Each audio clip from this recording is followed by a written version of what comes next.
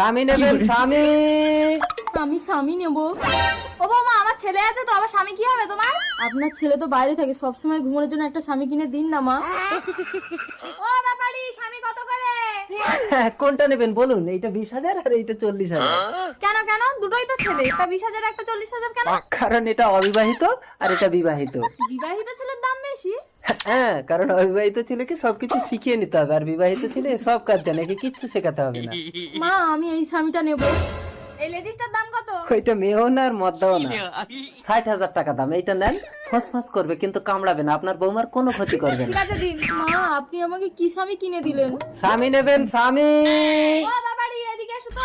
কি হয়েছে, আপনার এটা লাগবে নাকি? না না, আমার লাগবে না। তুমি আমার বৌমাকে কি স্বামী দিয়েছো? বললে ফসফস করবে, কামড়াবে না, কিন্তু আমার বৌমার একই অবস্থা করেছে। আরে ওটাকে আপনি বৌমার বিছানায় কেন শুতে দিয়েছেন? আপনি তো আপনার বিছানায় নিয়ে শুতে পারতেন।